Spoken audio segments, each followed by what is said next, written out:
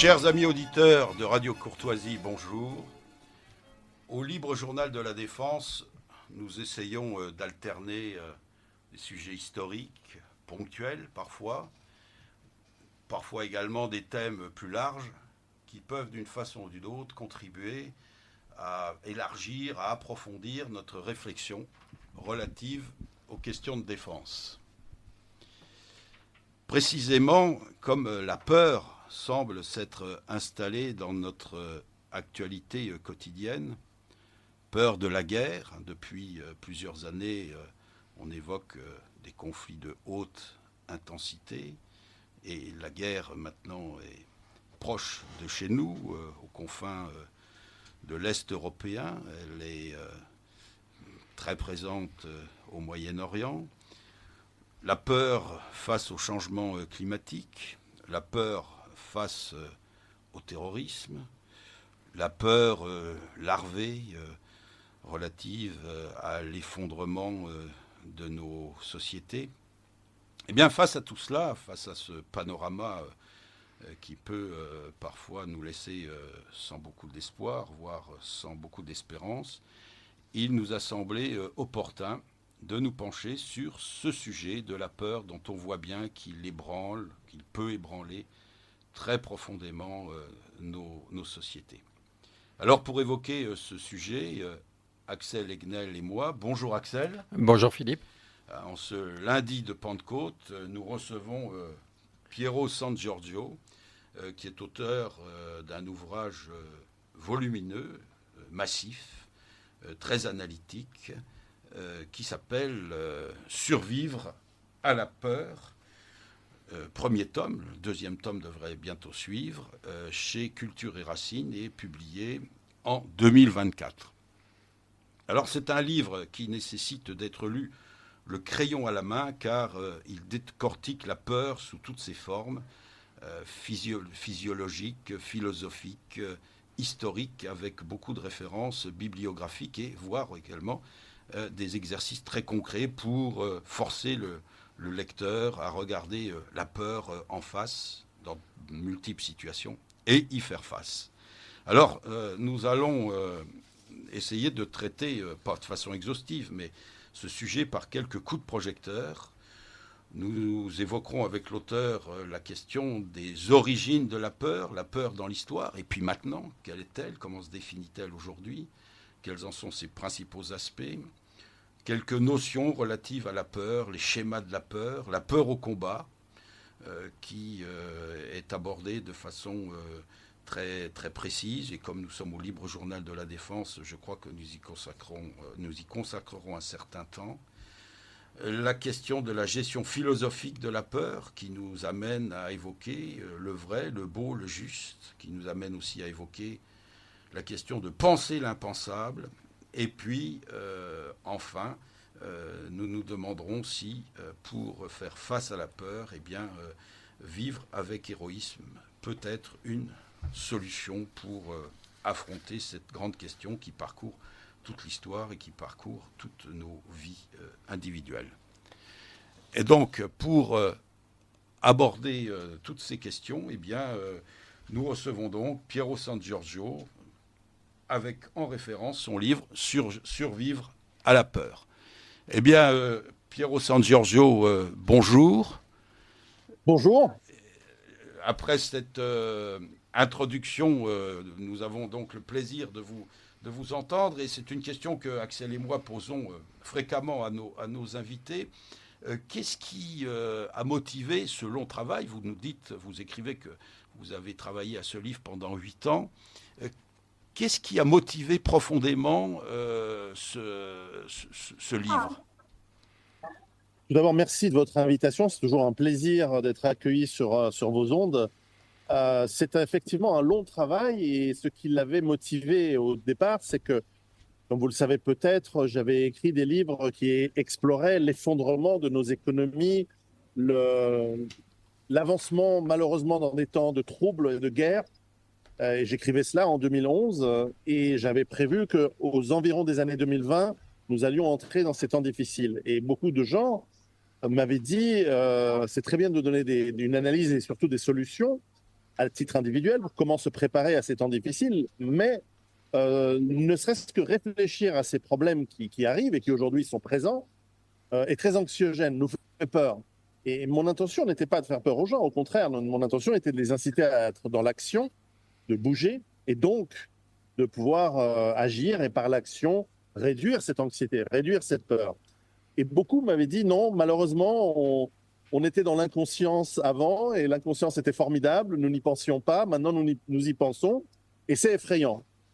Et donc je me suis penché sur les raisons de cette peur que j'ai suscitée chez pas mal de gens. Et puis, pour être modeste, parce que je ne suis qu'un écrivain après tout, la peur est présente parce que les États utilisent la peur, parce que aussi les situations internationales et économiques sont de plus en plus effrayantes et elles sont de plus en plus perçues comme telles par les gens. Et donc, il était temps que j'apporte modestement, hein, même si c'est un grand livre, effectivement, un livre massif, parce que le sujet est très lourd et très, effectivement, massif lui aussi et important. Quelques solutions et j'ai souhaité au début faire quelque chose de simple, mais le sujet était trop vaste. Donc, j'ai mis 8 ans pour me pencher sur la neurologie, comment fonctionne notre esprit, comment fonctionne mécaniquement, si on veut, biologiquement, hormonalement, même avec tous les effets électriques qui fonctionnent dans notre tête, comment nous sommes capables de d'abord percevoir cette émotion qui est souvent instinctive, qui est souvent plus rapide que notre conscient, bien sûr, qui est capable de susciter en nous parfois de la crainte, parfois de la prudence, mais bien souvent, c'est une terreur qui se met en place. Et cette terreur, si elle se prolonge, parce que nous ne sommes pas physiquement faits pour résister à cette émotion lorsqu'elle perdure, elle peut avoir des conséquences extrêmement néfastes sur nos comportements, sur notre santé. Et donc, je suis rentré dans ce sujet qui est extrêmement vaste, bien sûr aidé par des spécialistes que j'ai interviewés, par des thérapeutes, des neurologues, des spécialistes du traitement de pathologies liées à la peur, notamment au stress post-traumatique, par exemple, au combat. Et malheureusement, nos militaires ne savent que trop bien quels sont les effets. Et on remarque d'ailleurs, par parenthèse, que ce genre de stress post-traumatique aujourd'hui est décelé par les psychiatres chez les enfants, notamment dans la période post-Covid. Et donc, nous avons chez les enfants les mêmes traumatismes au niveau neurologique que chez les vétérans des guerres. Et ça, c'est quelque chose d'inconnu. Enfin, nous n'avons pas eu de guerre sur notre territoire depuis 80 ans. Nous n'avons pas eu à survivre les ghettos réduits en Europe orientale. Comment c'est possible que nos enfants aient des symptômes, des cauchemars, enfin, pas tous heureusement, mais que la prévalence augmente? Et donc, c'est un sujet qui devient, à mon avis, important et qu'il faut traiter. Et puis, ne serait-ce que pour, justement, tous ces éléments qui commencent déjà à nous impacter aujourd'hui, à avoir, excusez-moi de l'anglicisme, qui agissent sur nous du fait des déclarations de nos gouvernements. Nous sommes en guerre contre le Covid, nous sommes en guerre face au terrorisme, nous sommes en guerre face à l'agression d'un pays ou d'un autre. Et nous ne sommes plus apaisés par l'État. L'État était censé nous apporter prospérité et protection. Et aujourd'hui, on ne voit ni dans nos rues, ni à l'extérieur protection. On le voit en Nouvelle-Calédonie ces jours. On l'a vu en Ukraine ces dernières années où, en fait, les actions sont de plus en plus créatrices d'anxiété chez la population. Quand on ne sait pas si on va envoyer nos enfants, nos frères en guerre peut-être l'année prochaine, cette année, on ne sait pas. C'est extrêmement anxiogène. Et en fait, on peut se poser la question si la peur n'est pas en fait un outil aujourd'hui, c'est pas nouveau certes, mais utilisé de plus belle pour essayer de maîtriser, de susciter chez les populations de la peur et ainsi peut-être de la soumission. Mais attention, la réaction à la peur peut être aussi le combat. Alors, vous posez d'emblée dans votre ouvrage une espèce de postulat selon lequel, de toute façon, la peur parcourt toute l'histoire de l'humanité et elle est consubstantielle à l'homme. Et donc, une question qui se pose, c'est de savoir si cette peur dont vous dites qu'elle parcourt toute l'histoire, comment est-ce qu'elle a des facteurs de profonde nouveauté à la période contemporaine ou en ce début du XXIe siècle. Mais qu'est-ce qui dans l'histoire, est très marquant du point de vue de la peur? Est-ce que vous pouvez nous donner quelques exemples qui, au long de l'histoire, ont montré l'importance du facteur peur dans l'évolution des sociétés? Et est-ce qu'il y a une nouveauté absolue pour la peur contemporaine? Alors Machiavel écrivait déjà au XVIe siècle, pardon, qu'il valait mieux pour le prince d'être craint que d'être aimé. Et ils avaient compris depuis déjà très longtemps que la peur est une émotion qui est fondamentale à l'être humain, qui existe depuis même bien avant l'être humain. Elle existe chez tous les animaux. C'est un instinct fondamental, primordial, et qui est censé nous aider. C'est important de le dire, la peur est une amie. La peur nous alerte d'un danger réel ou supposé, et pour lequel notre réponse physiologique, mécanique, réflexive est immédiate et généralement nous sauve du danger. La peur n'est pas faite pour durer, n'est pas faite pour tenir des heures, des jours, des semaines, des années.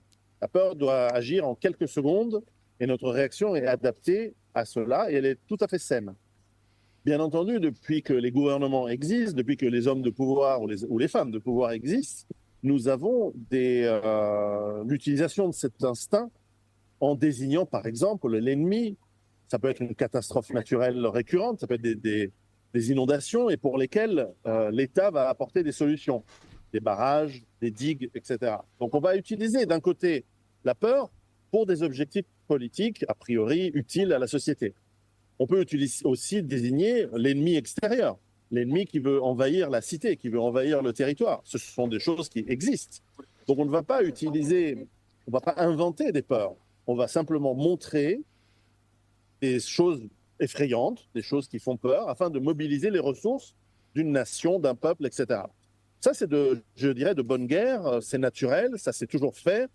Et bien entendu, il y a des excès et des abus au cours de l'histoire.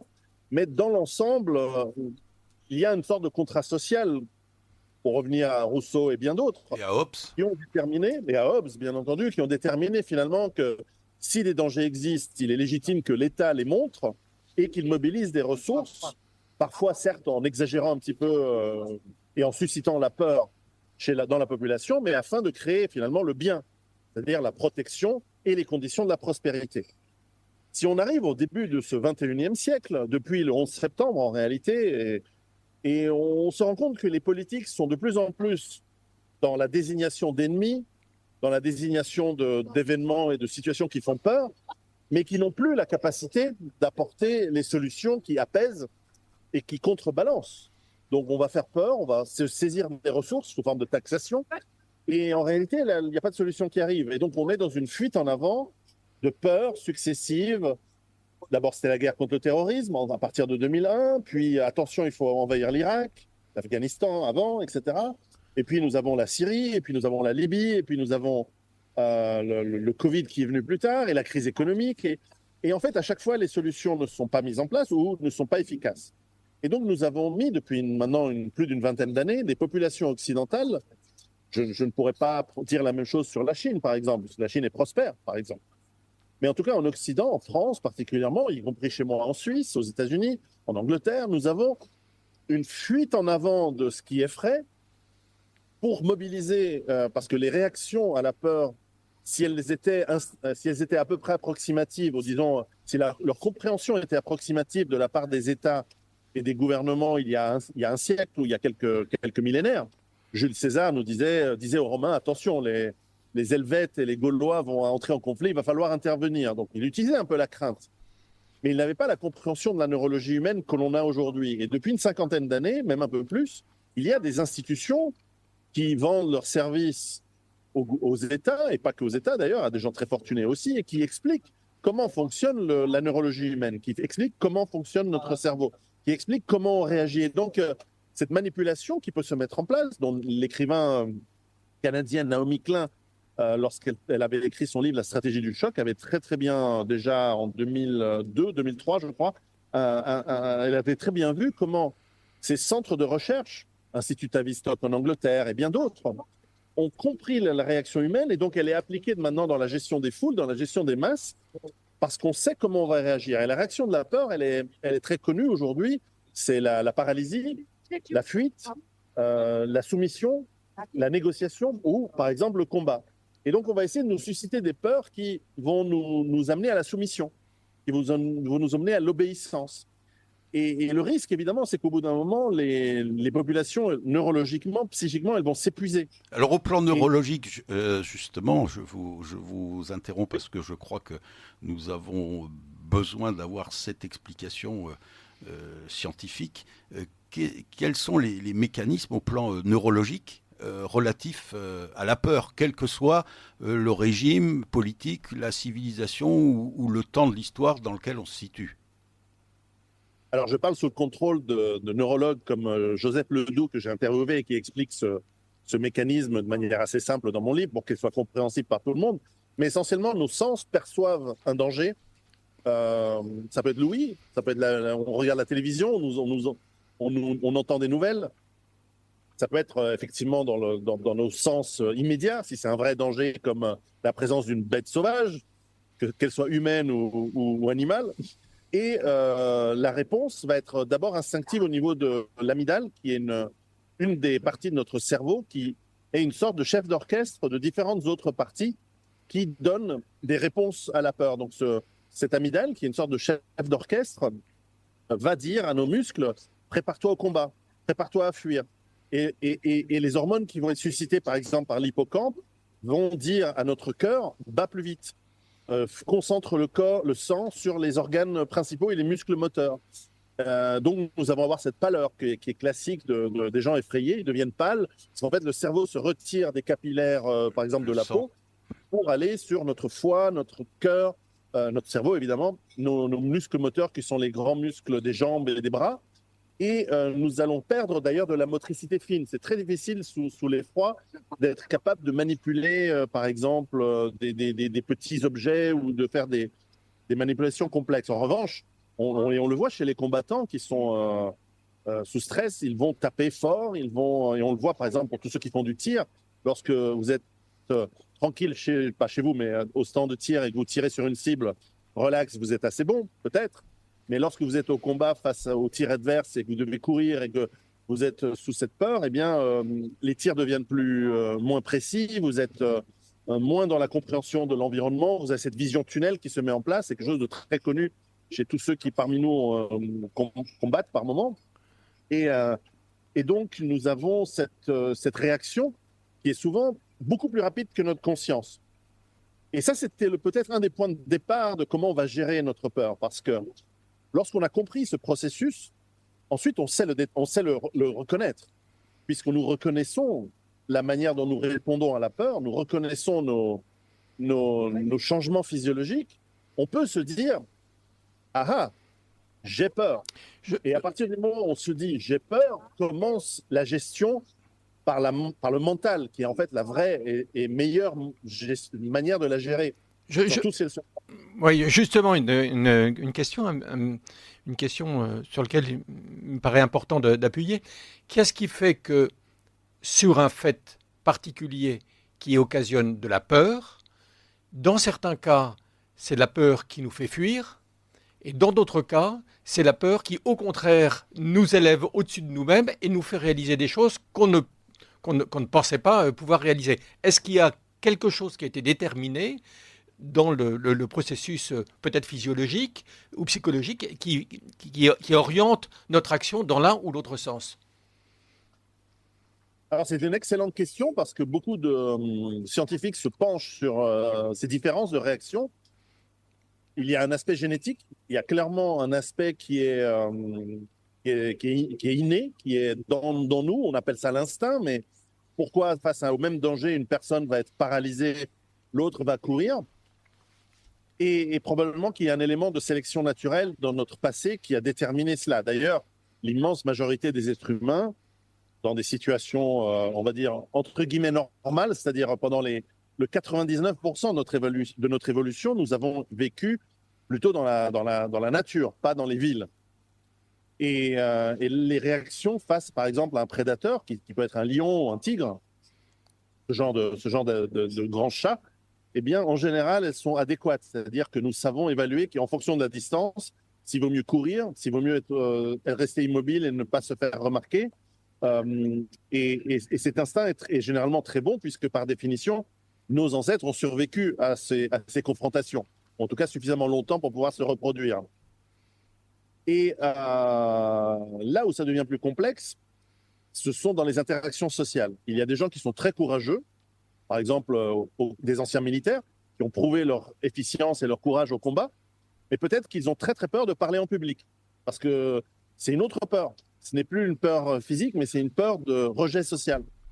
Et c'est une peur qui est déterminante et très importante dans notre psychologie, puisque le rejet social est un synonyme de mort, physiquement. Pendant des millions d'années, celui qui se faisait chasser du groupe, il était tout seul face au tigre, alors que les autres qui pouvaient fuir pouvaient se réorganiser, prendre des bâtons, et puis plus tard des lances, et plus tard des armes, pour aller chasser ce lion et créer un périmètre où il n'y a plus de lion. C'est ce qu'on a fait depuis quelques centaines de milliers d'années. Et donc, on a des peurs différentes et nous réagissons d'une manière différente en fonction de ces stimuli. Par exemple, je suis très à l'aise à parler en public, bien que j'ai un peu de trac, et c'est normal au départ. En revanche, je ne sais pas comment je vais réagir face à un tigre, parce que chaque fois que j'ai vu des lions ou des tigres, il y avait une barrière relativement solide entre moi et eux. Et donc, j'étais très rassuré. Et donc, mon instinct premier d'être craintif a été rapidement rassuré par la barrière du zoo, du cirque, etc. Et donc, les réactions, elles peuvent se connaître avec l'expérience. Et c'est souvent, d'ailleurs, ce que dans les thérapies, ce qu'on appelle les thérapies d'exposition, j'en parlerai plutôt dans le tome 2 de l'aspect psychothérapie, parce que je suis pas un immense fan de ces choses-là, mais elles existent. Et dans certains cas, elles fonctionnent très bien, il faut le dire. Eh bien, on va s'exposer à la peur, comme le soldat qui, à force d'être exposé au combat, eh bien, va apprendre et va avoir ses réflexes où il va se coucher avant les nouveaux, avant les jeunes. Le vétéran va savoir comment réagir parce qu'en fait, il a déjà survécu et il a déjà été exposé à des situations de terreur, même de peur. Et parce qu'il y a survécu, parce qu'il a bien agi, son corps va. En fait, on a une mémoire physique qui va. Alors, les termes techniques peut-être sont très compliqués à expliquer. Mais de ce que j'ai compris, parce que évidemment mon travail est un travail de vulgarisation de cette partie-là, eh bien nous allons l'intégrer au fond de nous et cette mémoire répétée, elle va devenir instinctive, elle va être dans nos réflexes moteurs, dans nos réflexes nerveux, et donc nous allons au bout d'un moment savoir comment on réagit.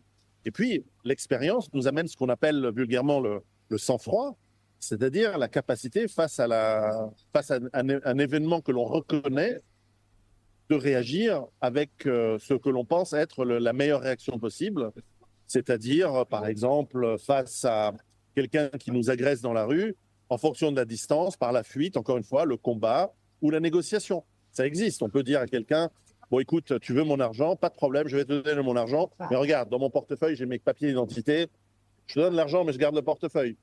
Ou par d'autres techniques qui peuvent être une diversion. On va jeter par exemple quelque chose par terre et puis alors que l'agresseur va regarder ce que c'est, nous on va fuir.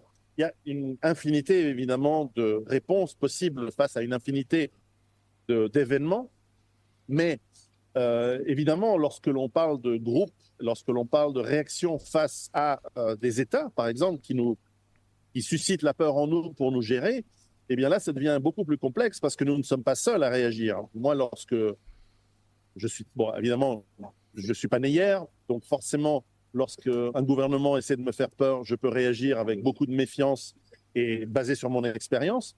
Mais je suis aussi face, et on l'a vu pendant la période du Covid, je suis aussi face, et nous sommes tous face à on fait partie d'une société dans laquelle nous faisons face à des comportements d'autres personnes et ensuite le jugement de ces autres personnes vis-à-vis de nous, et dans certains cas, ce jugement, surtout s'il nous exclut, s'il nous exclut du groupe, nous ramène à des peurs instinctives anciennes qui sont la peur de l'isolement et du rejet. Mais et alors, donc, comment vous expliquez les phénomènes de panique où la peur passe d'une dimension individuelle à une dimension collective, que ce soit des paniques qu'on observe au long de l'histoire militaire, ou vous qui connaissez bien la question financière, des paniques du type Wall Street 1929. Est-ce qu'il y a une approche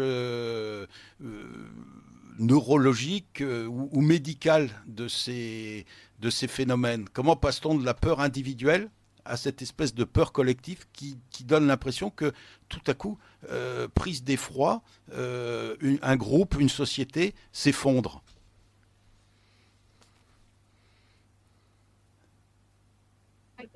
Voilà, j'enlève le micro parce que je suis dans un endroit malheureusement un peu bruyant aujourd'hui. Alors oui, on a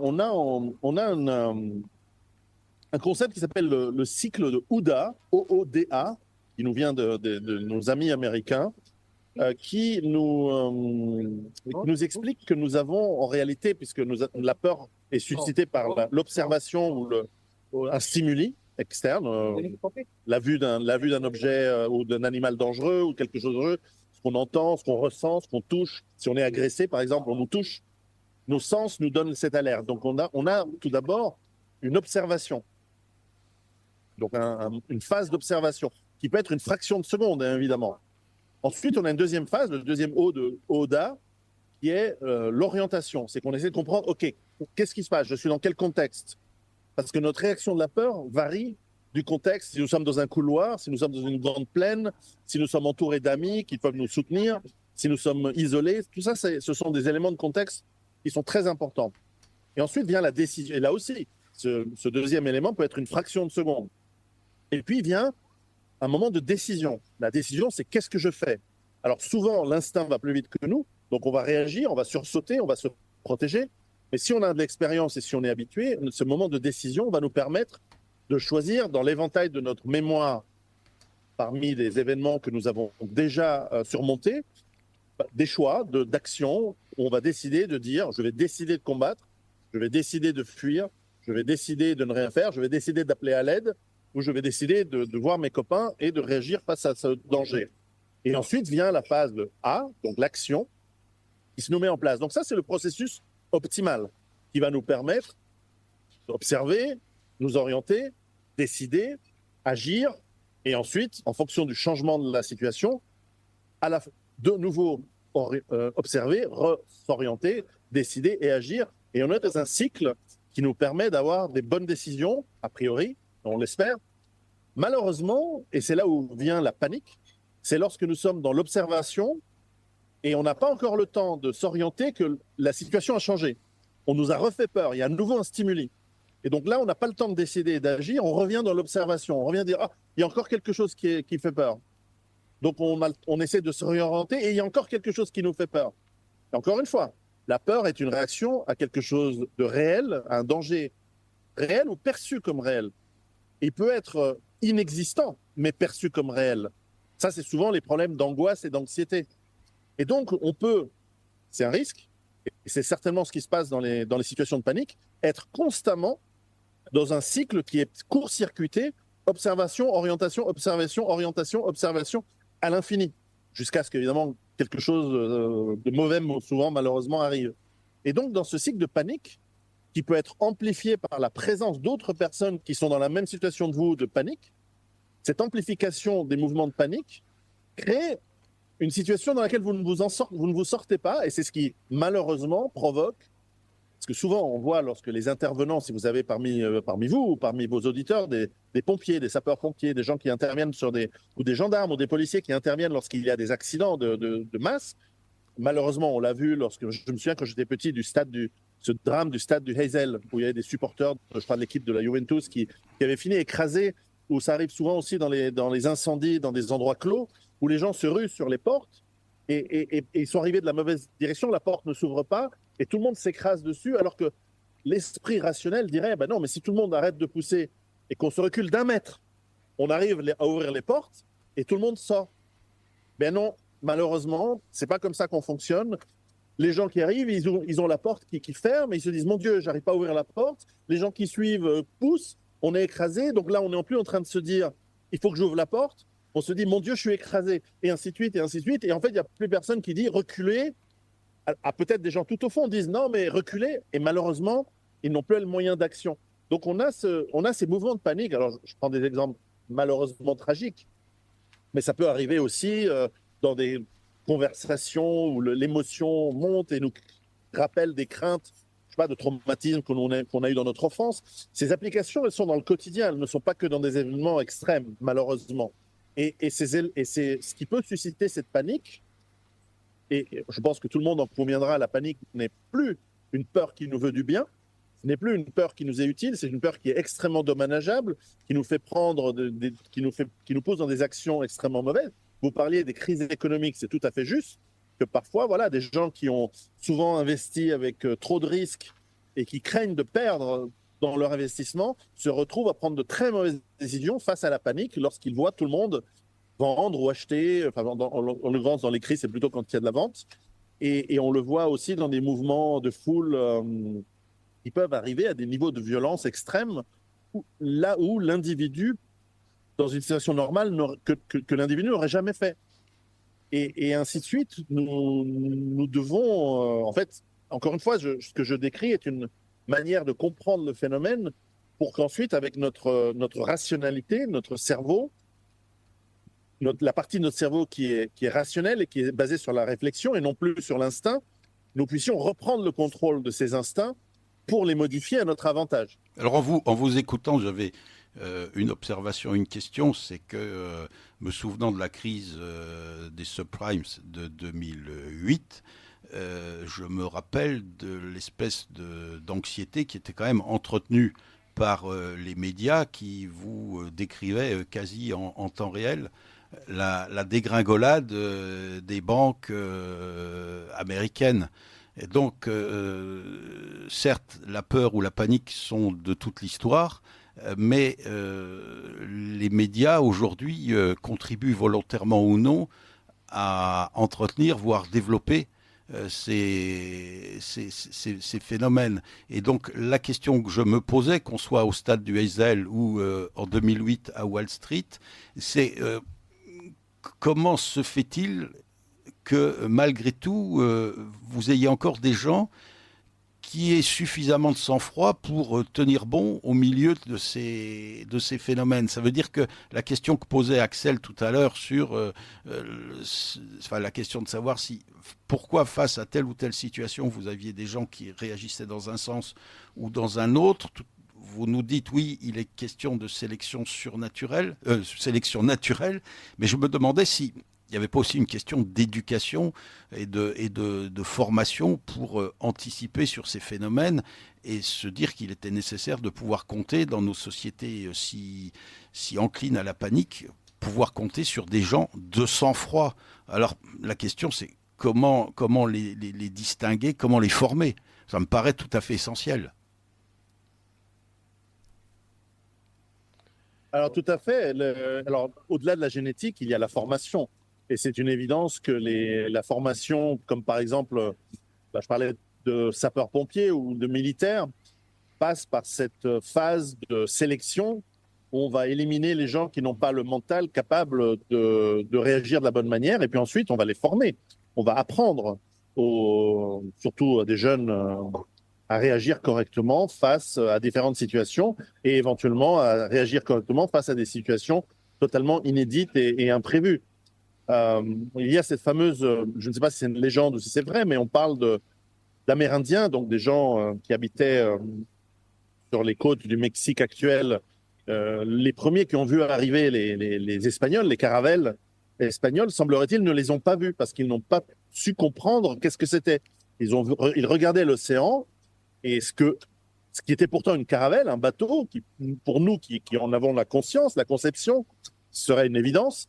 Eh bien, pour eux, ils n'avaient aucune notion de ce que ça pouvait être. Et donc, face à certains dangers, à certains imprévus, nous avons des réactions parfois disproportionnées, soit la panique ou la terreur, donc dans le cas extrême, mais à l'inverse aussi, l'insouciance, l'inconnu. Je vais vous prendre deux exemples. Un exemple familial, lorsque mon petit dernier avait 7 ans, 8 ans, je l'ai amené à Londres. C'est une tradition de famille de faire un premier voyage avec les enfants à cet âge-là. Et nous étions allés au musée d'histoire naturelle où il y a une réplique d'un tyrannosaure, donc un animal féroce, dangereux, qui est articulé, qui bouge, qui rugit, etc. Eh bien, systématiquement, les enfants qui n'ont jamais vu cet animal, en tout cas en taille réelle et articulé avec des bruits, eh bien, instinctivement, ils n'ont pas peur. Ils sont un peu craintifs parce que le bruit est dans les basses, donc c'est un bruit typiquement d'un prédateur, mais en fait, ils voient un animal que leur cerveau ne reconnaît pas comme étant quelque chose que nos ancêtres ont vécu. Aucun de nos ancêtres n'a vu jamais un tyrannosaure. Alors qu'un serpent, que nos ancêtres ont craint parce que pendant des millions d'années, c'était peut-être pas un prédateur, mais en tout cas, c'était un animal dangereux. La phobie du serpent ou même de l'araignée est quelque chose de très courant, y compris chez des gens qui n'en ont jamais vu.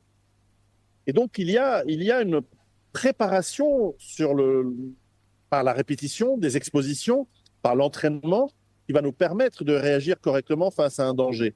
Vous parliez des médias qui font peur, et c'est tout à fait juste, puisque la peur fait vendre, la peur, à juste titre, nous intéresse. Les choses anxiogènes, effrayantes, nous intéressent puisqu'elles ont un risque en elles. Et donc, c'est tout à fait normal et c'est tout à fait judicieux de s'y intéresser. Lorsqu'un président d'une république nous dit qu'il va peut-être déclencher un processus qui peut nous amener en guerre avec une puissance nucléaire, par exemple, je dis ça au hasard, eh bien, même lorsque vous êtes dans un pays voisin, normalement, ça devrait commencer à susciter de l'intérêt et de la curiosité et vous dire qu'est-ce qu'on peut faire face à cette hurluberlu et ces idées saugrenues, parce que quelque part, ça va m'impacter. Donc, il est intéressant de s'y intéresser. Après, comme je parle dans mon livre, dans les manières de réagir, c'est pas moi qui les ai inventées. Hein. Le stoïcisme, par exemple, va nous permettre de dire il y a des choses que je ne contrôle pas, que je ne maîtrise pas, et donc je ne vais pas me préoccuper outre mesure de cela. Donc, lorsque ce président nous menace d'une guerre, bon, moi, je ne suis pas en mesure de le neutraliser lui physiquement. Je ne suis pas en mesure, je ne suis même pas dans le même pays, donc je ne suis pas en mesure de. En revanche, voilà, je vais peut-être activer un petit peu ma préparation ici en Suisse de nourriture au cas où je devrais me planquer dans une cave pendant 2-3 semaines si cette guerre nucléaire devait arriver. Bon, donc j'essaie de travailler sur ce que je maîtrise. Et en réalité, au bout d'un moment, en fait, j'ai plus d'anxiété. Mais cette anxiété qui a été démarrée par ce processus, elle m'a servi à mettre en place une action qui n'est plus dans le fait de regarder les nouvelles et les informations, sauf bien sûr sur Radio Courtoisie. Mais voilà, je ne regarde plus depuis 2005. La dernière fois que j'ai regardé la télévision publique, c'était le débat Sarkozy et Ségolène Royal. Et puis j'ai débranché le câble. Alors vous parliez de la Suisse. Je rappelle à nos auditeurs qu'avec Axel Egnel, nous vous recevons, Piero San Giorgio, pour évoquer votre livre Survivre à la peur aux éditions Culture et Racine. Donc vous êtes en Suisse, vous nous parlez depuis la Suisse.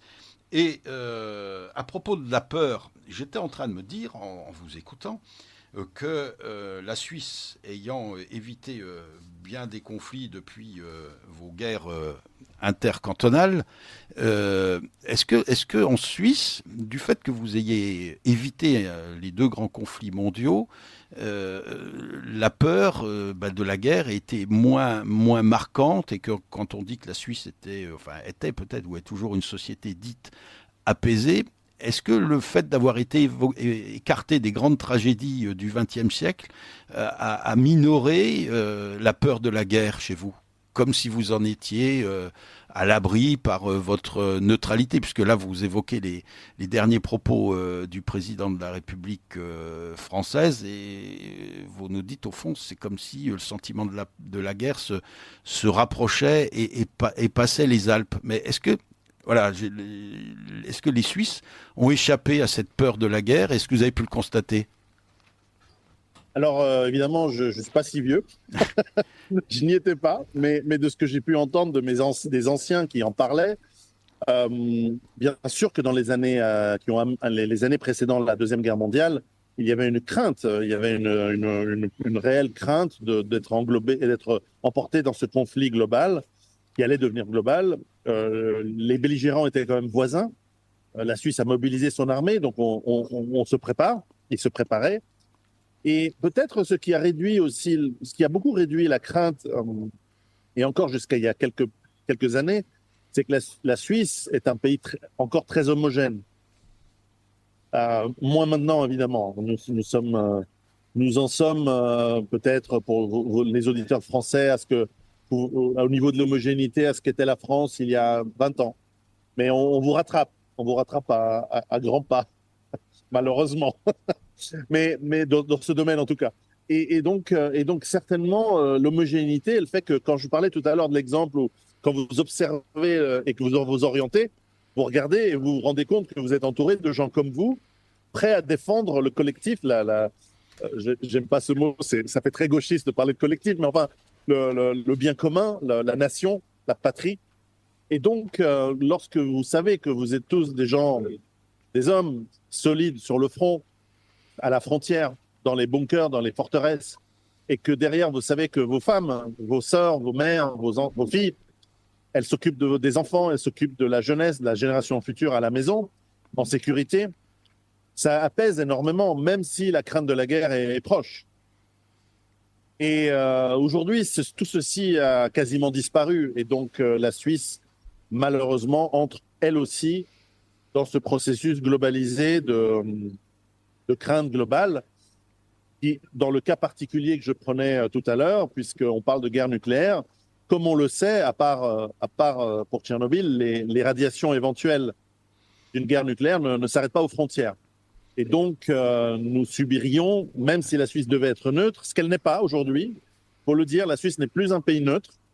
Elle a choisi son camp dans le conflit de basse intensité qui a lieu aujourd'hui. Et ce n'est pas le camp du bien. On pourra en reparler du bien et du mal, mais enfin, en tout cas, nous avons de quoi craindre également en Suisse une réaction qui ne sera plus aussi sage, dans le sens de la sagesse, et aussi bien organisée et ordonnée que celle de 1939. Oui, parce que je poursuis mon observation. Vous voyez, on est frappé quand même par les propos de Plateau depuis un certain temps sur la menace d'une guerre, sur la nécessité de mobiliser nos sociétés occidentales face à l'ennemi russe. Entre ce discours et puis la réalité de nos sociétés fragmentées que vous évoquiez, il y a comme un écart et, me semble-t-il, l'incapacité pour un certain nombre de stratèges ou de politiciens de mettre en rapport l'intensité du danger tel qu'il le pressente et puis la fragilité de nos sociétés.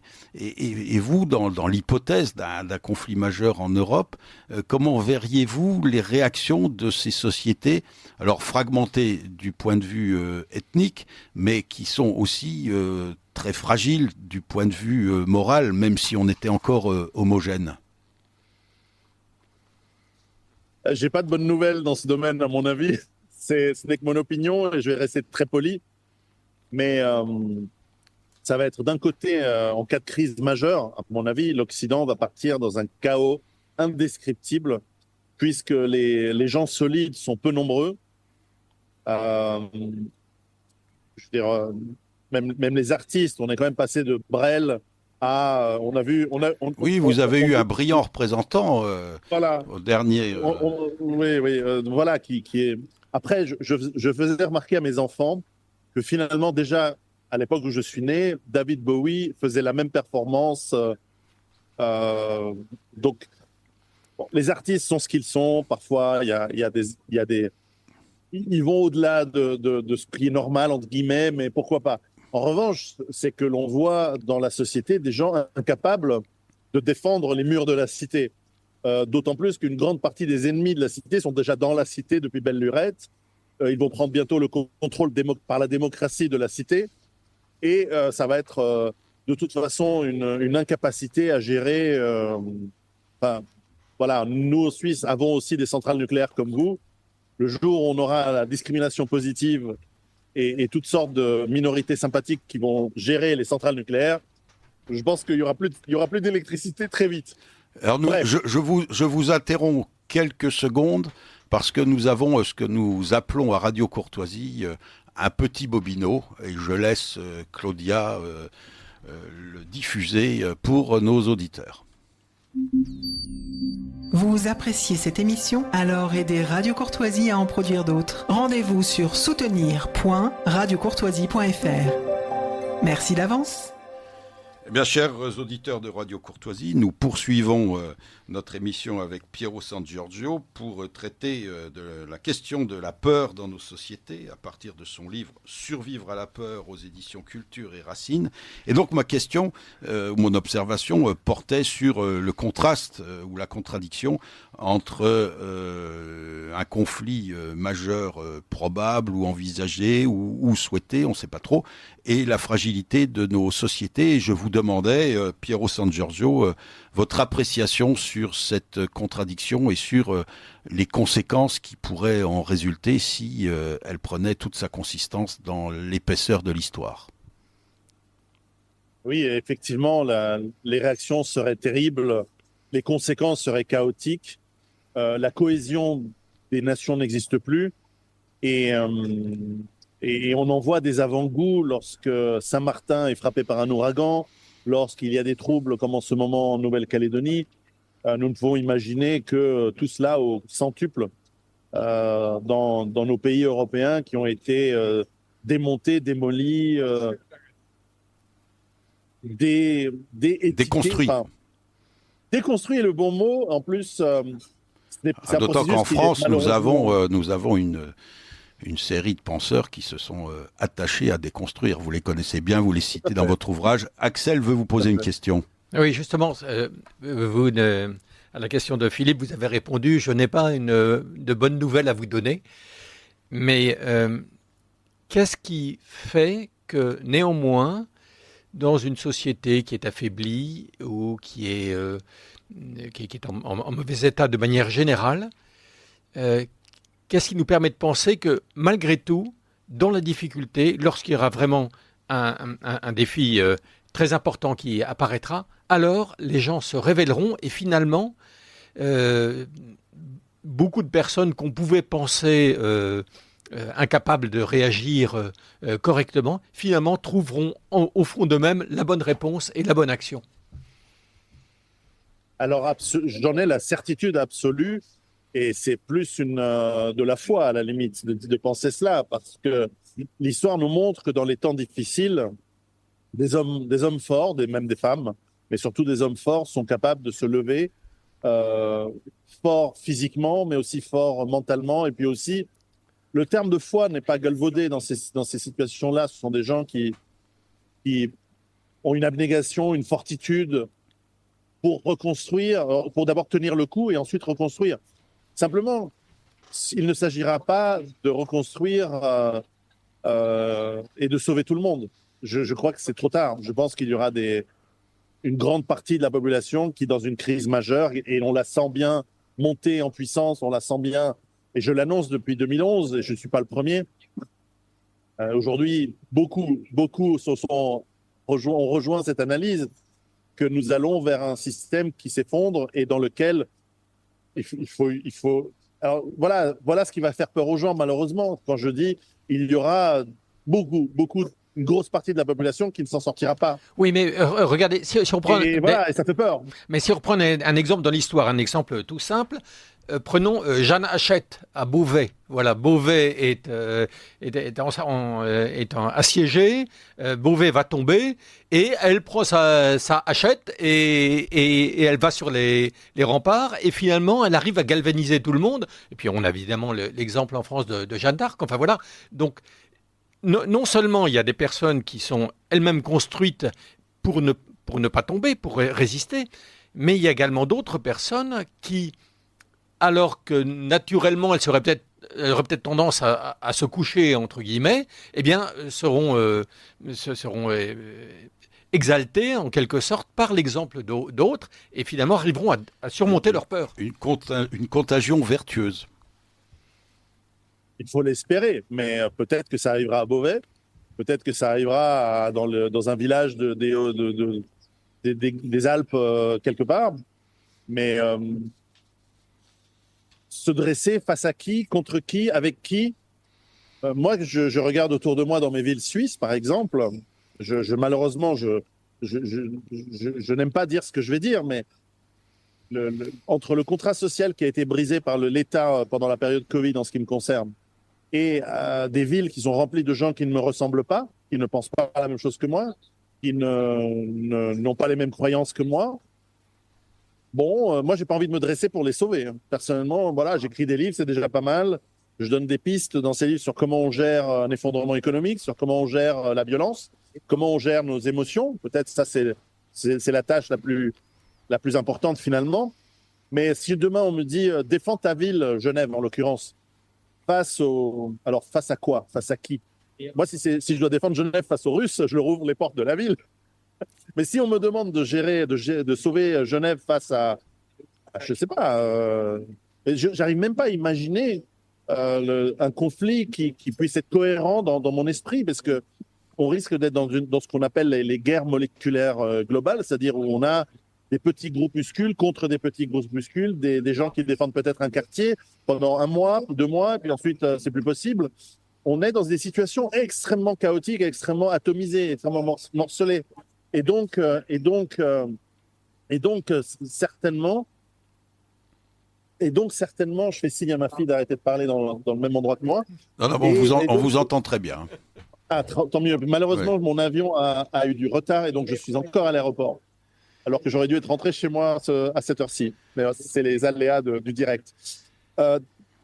Voilà, donc j'ai l'impression que le chaos n'est pas une invasion d'un ennemi, d'un autre pays. Malheureusement, c'est nos voisins qui sont peut-être les prédateurs de demain. Mais peut-être que nous avons de la chance et que non. Mais vous voyez, je suis obligé de revenir sur des fondamentaux que j'ai déjà traités sur vos ondes, d'ailleurs, il y a quelques années. C'est que lorsqu'on analyse la structure, et malheureusement, vous voyez, c'est un discours qui est anxiogène, hein, qui fait peur. Lorsqu'on analyse les structures de notre physique, hein, de notre économie, il y a des systèmes d'approvisionnement pour la nourriture, les médicaments, l'eau, l'électricité, qui fonctionnent de manière optimale lorsque tout va bien. Et nous avons frôlé l'effondrement de ces systèmes pendant la crise du Covid, pendant le premier confinement au mois d'avril. Nous avons frôlé pas mal de ces effondrements. Et nous avons, depuis, de plus en plus fréquemment et de manière de plus en plus intense, des pénuries. Alors, un coup, c'est les médicaments, un coup, c'est l'essence, un coup, ce sont des produits de consommation. Et en fait, nous voyons que le système est entré dans une phase d'instabilité qui pourrait croître. Je crois qu'elle va croître, malheureusement, parce que je ne souhaite pas tout ça, hein. C'est important de le dire. Je ne souhaite pas ce chaos. Moi, j'étais très bien, hein, en 1975. Hein. J'étais très bien en 1980. Mais bon, c'est comme ça. On doit faire avec. Et donc, ces fluctuations du système économique vers des brisures des limites, on ne dit pas brisures, vers des ruptures de limites, vont nous amener à l'arrêt de ces systèmes d'approvisionnement. Et aujourd'hui, même les armées ne sont plus du tout configurées pour pouvoir pallier à l'économie civile en cas de rupture, ou alors pour des tout petits événements. Malheureusement, nous sommes très proches de ces ruptures parce que nous avons d'abord nous avons créé des économies extrêmement dépendantes de systèmes d'approvisionnement dont la source est très lointaine, hein, pour les pièces détachées, des voitures, des équipements nous viennent de Chine, d'Inde, etc. Nous avons aussi des gens, c'est peut-être pour moi le plus dangereux, c'est des gens qui n'ont pas la mentalité et la force de tenir le coup, sauf exception. Vous faites très bien de le rappeler, qu'il y a des gens toujours dans une situation de crise qui se lèvent et qui reprennent le flambeau et qui donnent l'exemple. La France est un pays qui est particulièrement admirable dans son histoire pour avoir créé des gens extraordinaires, des Bonaparte, même des De Gaulle, vous mentionnez évidemment Jeanne d'Arc, ou même dans le passé, même s'il a échoué vers Vercingétorix. On ne connaît pas très bien son histoire, mais bref, l'histoire du peuple français en général, et Clovis est particulièrement admirable. Mais où est le peuple français aujourd'hui? Il existe, hein. Je suis certain, moi en tant que voisin, je le vois. Mais je ne le vois pas partout en France. On verra. Alors, on verra, et précisément, on a une question, une observation d'un auditeur. Alors, écoutez bien, il nous dit en 1995, dans la série X-Files, le personnage qui symbolisait les liens entre l'État profond militaro-industriel et le FBI à ses ordres laissait tomber les mots suivants. Quand on apaise l'angoisse d'un homme, on peut lui prendre sa liberté. Et pour bien prédire l'avenir, il faut le façonner. Alors, que pensez-vous de cette relation entre l'apaisement de l'angoisse et l'enlèvement de la liberté? En d'autres termes, on serait dans une société où certains voudraient prendre la liberté des gens en apaisant toutes leurs angoisses ou toutes leurs peurs. Ce qui veut dire que la peur irait de pair avec la liberté, et vouloir supprimer toute peur, c'est remettre en cause la liberté de l'homme. C'est tout à fait juste comme observation, puisque la liberté implique l'incertitude. Et l'incertitude des conséquences de nos actes. Et donc, c'est vrai que lorsque on nous effraie volontairement, l'idée est de nous apporter l'apaisement ensuite, en échange de notre peut-être soumission dans les mauvais cas, mais en tout cas notre consentement. Le consentement est un mot peut-être plus neutre dans cette situation-là. Simplement, je remarque que nous, depuis pas mal d'années, depuis presque 2 décennies, nous ne sommes pas apaisés. On nous fait peur constamment. Il y a une fuite, une fréquence qui augmente du nombre d'événements qui nous font peur. On a eu le Covid, et puis ensuite on a eu la guerre en Ukraine, et puis maintenant on a la guerre au Moyen-Orient. Oui, mais vous savez, même en France, regardez les Jeux Olympiques.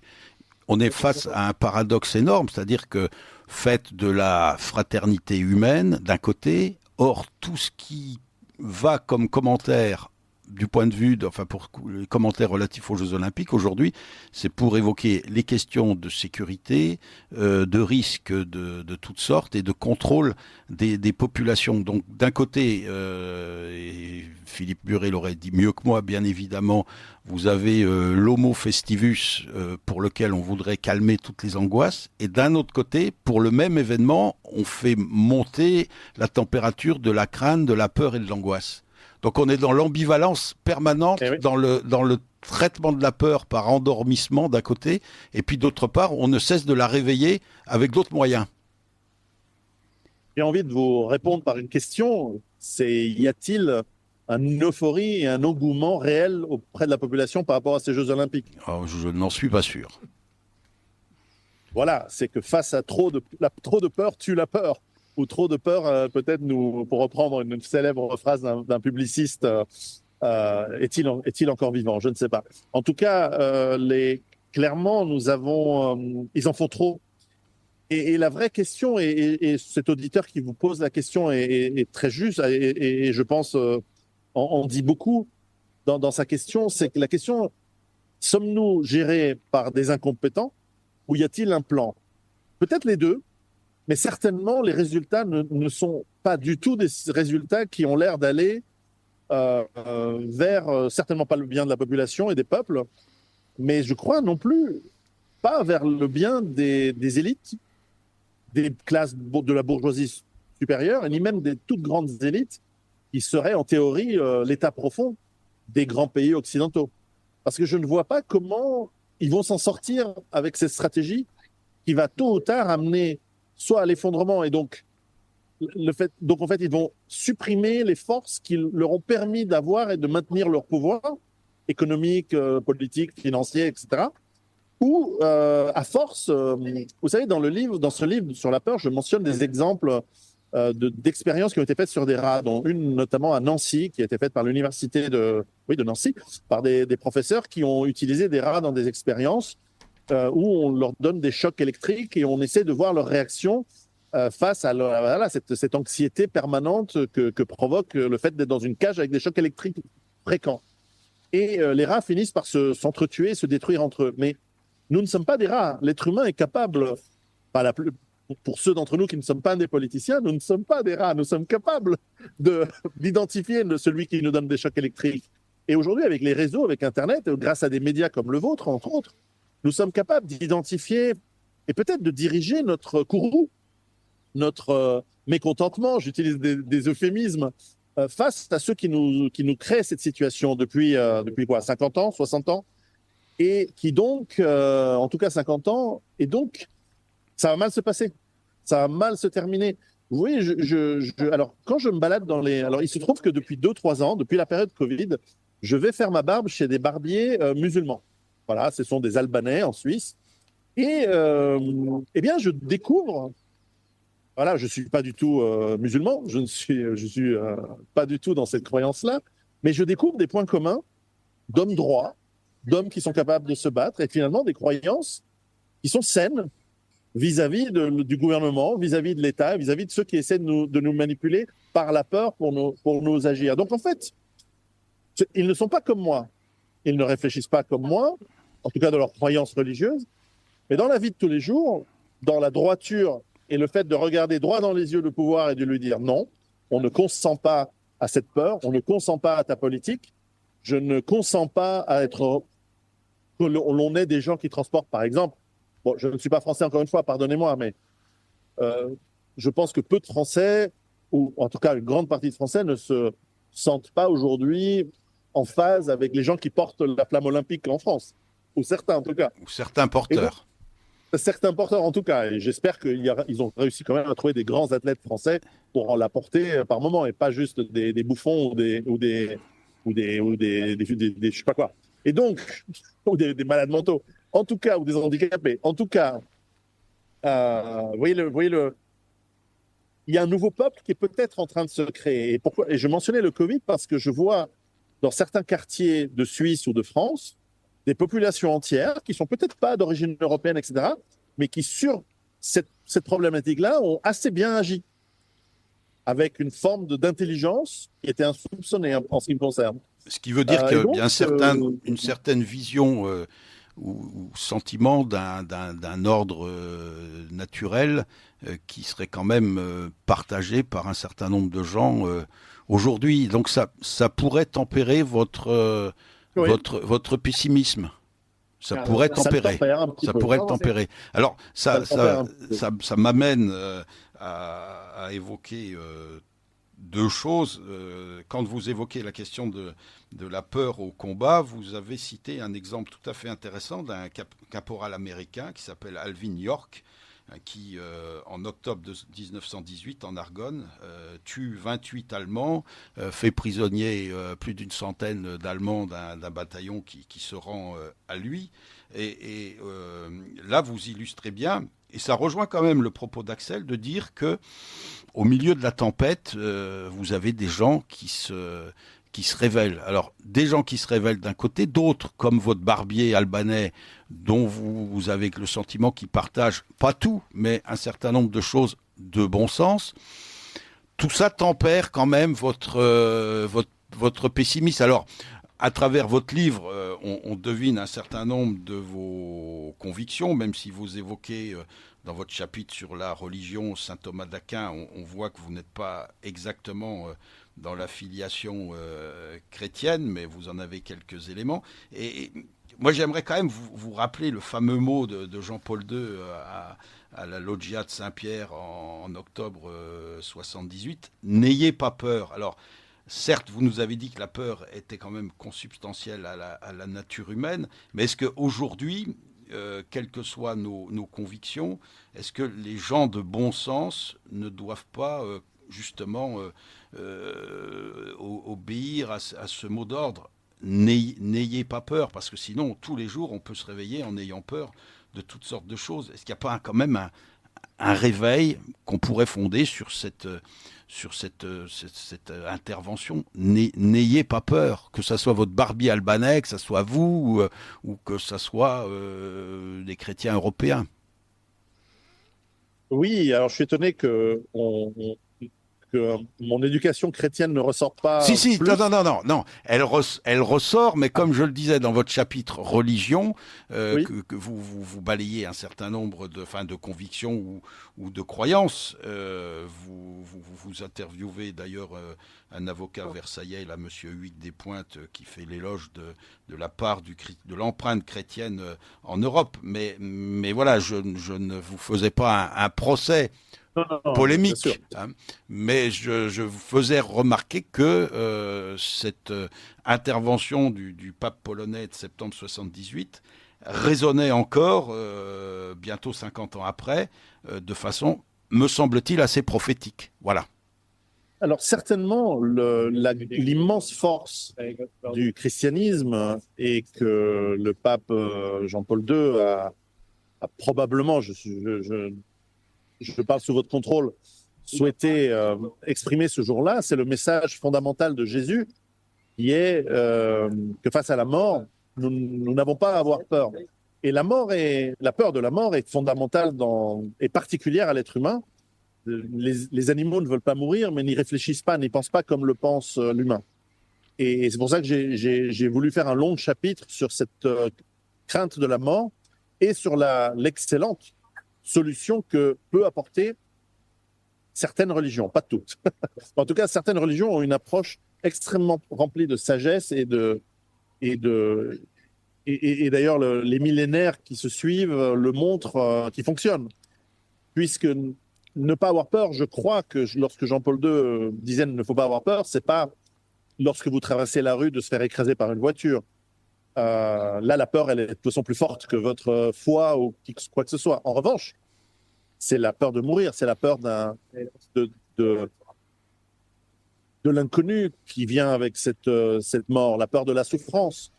Et la foi nous donne cette force. Et les exemples sont légion à travers l'histoire de croyants, chrétiens notamment, qui sont capables de faire face à des souffrances énormes, à des dictatures.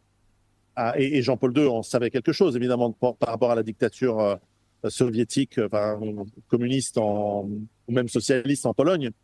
Et donc, et même nazi, je crois il a connu la période nazie. Et donc, nous sommes capables de dire non lorsque nous avons la foi et lorsque nous croyons dans quelque chose de plus grand que nous. Et en ce sens, la religion, elle est extrêmement utile. Alors, la foi, c'est au-dessus encore que la religion. La religion, c'est une organisation, évidemment. Mais la foi, c'est très intime, c'est très personnel, parce que comment la définir, comment la percevoir. Mais c'est quelque chose qui peut aussi se travailler. Et c'est pour ça que je ne voulais pas balayer justement la religion d'un revers de la main, mais au contraire d'une observation, j'espère, provocante et avec humour, parce que je ne veux pas que ce soit trop facile, mais qui conclut, et vous l'avez vu, avec plusieurs options, mais qui toutes sont vers le fait de développer une foi personnelle qui soit capable, dans le cadre d'une religion existante ou dans un hybride que l'on peut inventer par nous-mêmes. Après tout, même la religion chrétienne, n'a pas toujours été exactement comme aujourd'hui. Et parfois, elle a été même meilleure qu'aujourd'hui. Et donc, nous avons ce pouvoir en nous d'influencer, mais fondamentalement d'avoir cette foi, de croire. Et ceci nous apaise d'une manière considérable parce que nous avons eu des gens qui ont fait face aux oppressions communistes, socialistes et tout ce qu'on veut, puis c'est le national-socialiste, et de dire non, je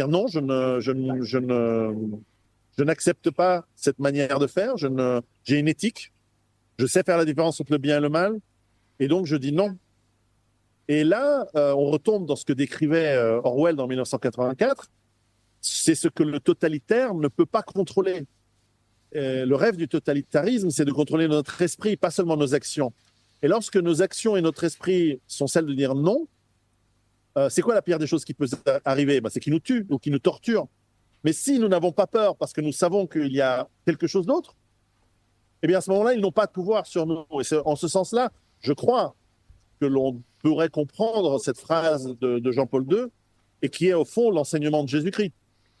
Et du moins, c'est comme ça que je le comprends, et c'est comme ça que je dirais même que je l'ai compris à nouveau à 50 ans, puisqu'au fond, ça m'avait été expliqué lorsque j'en avais 10 au catéchisme à l'époque. Donc, vous voyez, parfois, on fait des longs parcours pour revenir au point de départ.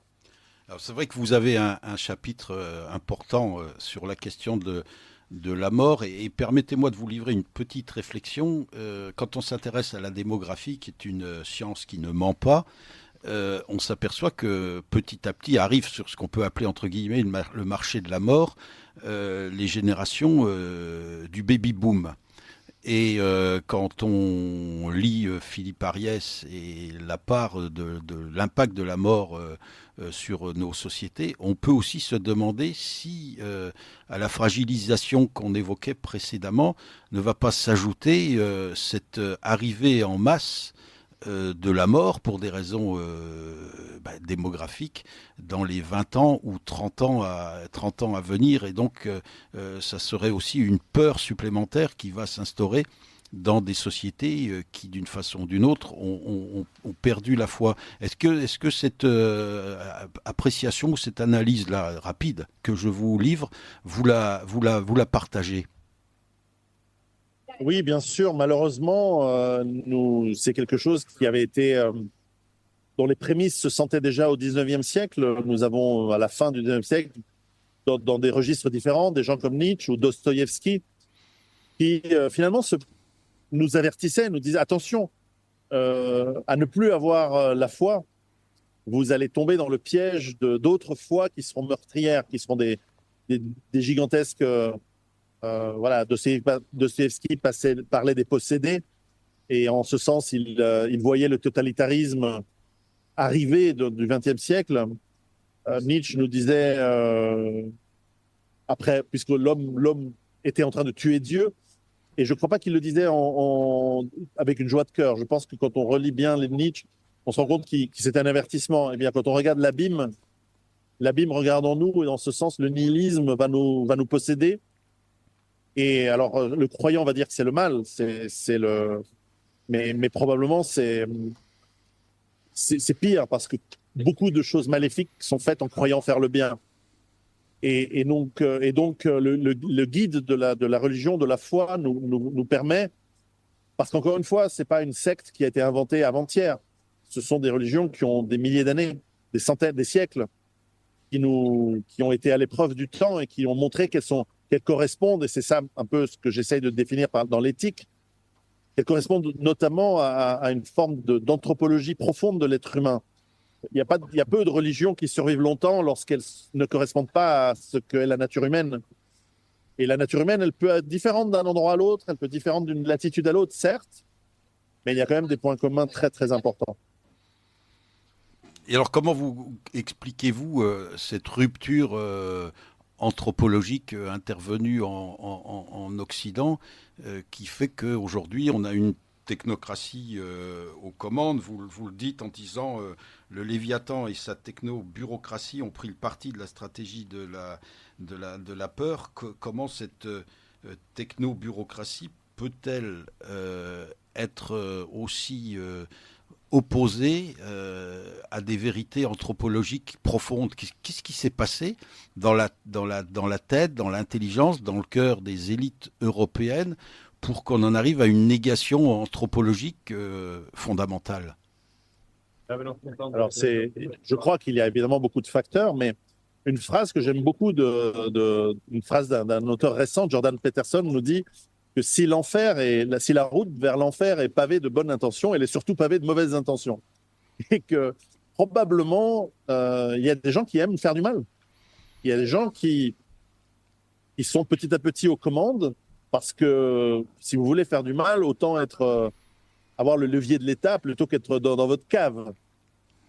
Donc, c'est un processus qui n'est pas à rejeter d'un revers de la main. Je pense qu'il y a des gens qui sont mauvais, qui veulent faire du mal, d'une part. Ensuite, il y a toute la technocratie qui se met en place dans un monde confortable, où les gens, parce que la population, en fait, vous et moi, malgré le fait qu'on combatte, vous et moi, depuis vous peut-être encore depuis avant que moi, parce que moi, finalement, ma prise de conscience, elle ne date que d'une quinzaine d'années. Et donc, il y a une population qui, par le confort, ne s'intéresse plus finalement à la gestion, à la politique, au sens étymologique du terme, à la gestion de la cité.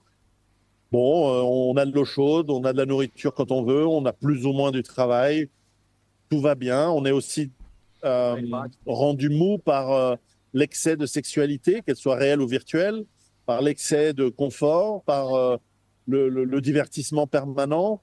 Bah, anthropologiquement, on décline forcément. On n'a jamais été conçu d'un point de vue biologique pour ce genre de vie. Alors j'aurais peut-être dû commencer par là. J'ai omis dans votre présentation de dire que vous aviez longtemps travaillé sur les marchés financiers, notamment liés aux technologies émergentes. Donc vous avez été au cœur du système financier dont on dit qu'il a pris la place, et vous l'écrivez, de l'économie réelle. Et dans ce monde-là, qu'est-ce que vous avez observé du point de vue anthropologique? Quelles sont les motivations profondes de ce monde de la finance dont on dit qu'il dirige le monde? Parce que je dois dire que pour moi, c'est une énigme réelle.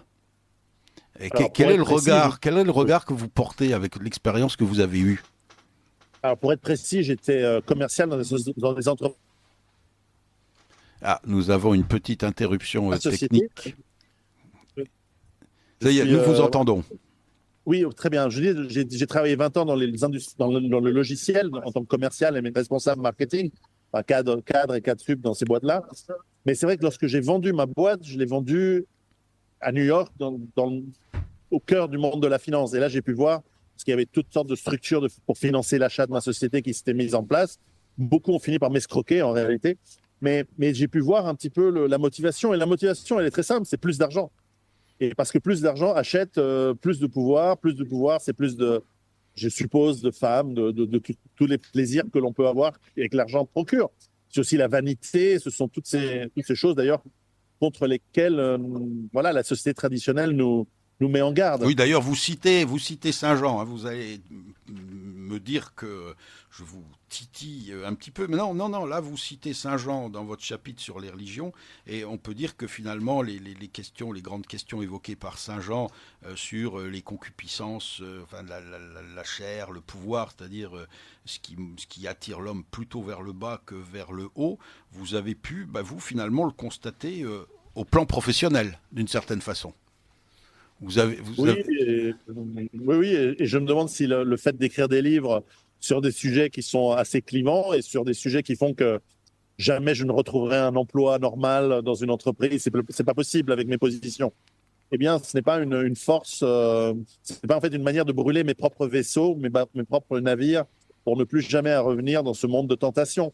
Peut-être. Je ne me ferai pas une auto-psychoanalyse. En revanche, il est certain que la combinaison de de gens qui veulent accumuler plus de pouvoir, plus de richesse et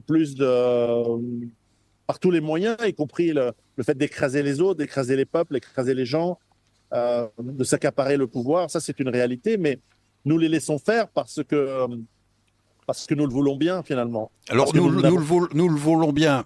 Nous avons encore 9 minutes et vous développez dans votre ouvrage une solution malgré votre pessimisme. Vous nous invitez à vivre avec héroïsme.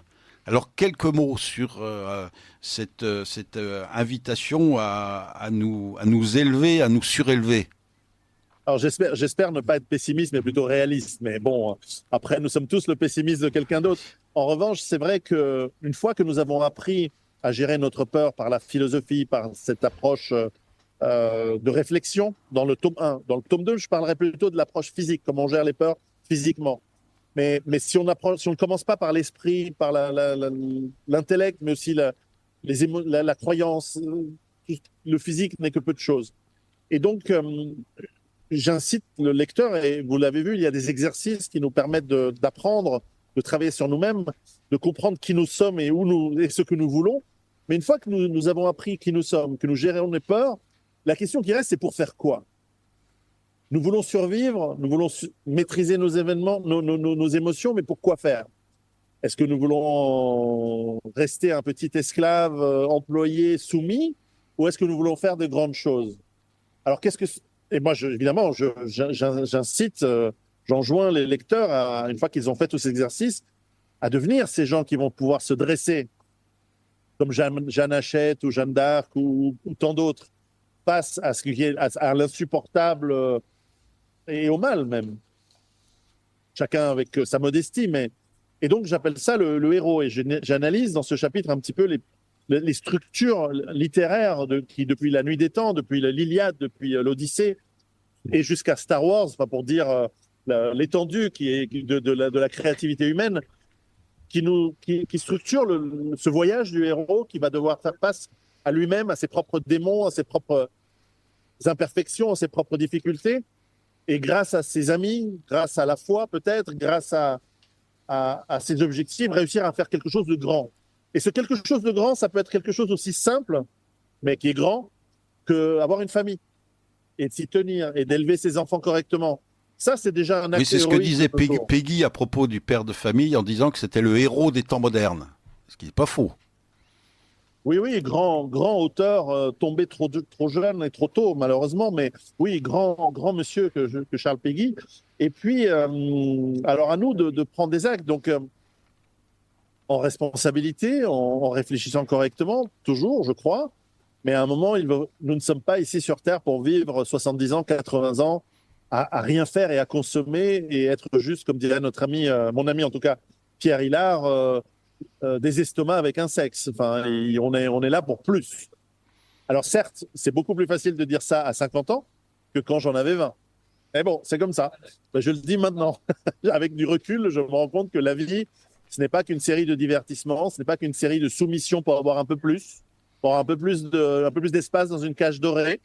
Non, non, la vie, c'est un moment de changer le monde à sa mesure. Et le meilleur moyen, je crois, c'est d'avoir une famille, de bien élever ses enfants et de les accompagner dans l'avenir. Mais il y a un moment où il faut aussi dire non à ce qui nous déplaît, il faut dire non à ce qui est au mal, et à un moment, dire non à la soumission et dire non à ce qu'on considère comme étant insupportable et intolérable. Axel a une question. Oui, en fait, c'est pas tout à fait une question, c'est plutôt une remarque. Lorsque vous évoquez la personne du héros, c'est vrai que c'est un personnage qu'on voit de moins en moins mis en valeur dans notre société, malheureusement. Alors, on a quelques beaux cas, comme Arnaud Beltrame, alors effectivement, qui interroge beaucoup, enfin pour la France. Moi, j'ai en tête un autre héros qui est tout simple, et je l'aime beaucoup parce qu'il est tout simple. Alors malheureusement, son nom m'échappe actuellement. Lors de l'incendie du tunnel du Mont Blanc, c'était un patrouilleur sur moto. C'était un Italien, patrouilleur sur moto. Et lorsque l'incendie s'est déclenché, il est allé avec sa moto au milieu du tunnel et il a récupéré une personne et il est revenu. Il est allé une deuxième fois, une troisième fois, une quatrième fois, 5 fois, 6 fois, 7 fois. Il y est allé une huitième fois et il n'est pas revenu. Et il est mort là-bas. Tout simplement, voilà, il a agi en héros. Et je pense que c'est une personne toute simple, mais qui a su, justement, pour revenir un peu sur ce que nous disions, qui a su sortir au fond de lui-même, finalement, ce qui lui a permis de faire cette bonne action dans une circonstance tragique. Oui, tout à fait. Ce sont des bons exemples et cela nous fait réfléchir, bien que on n'espère pas toujours mourir dans l'action de notre héroïsme. Néanmoins, le sacrifice est un élément fondamental et nul héros ne se sacrifie pas. On sacrifie beaucoup de choses pour élever des enfants, on sacrifie du confort, voilà, il y a énormément de choses qui sont sacrifiées, mais elles en valent la peine. Ce sacrifice en vaut la peine. On parlait de liberté tout à l'heure. La liberté sans le sacrifice et sans la responsabilité qui va avec, ce n'est pas de la liberté.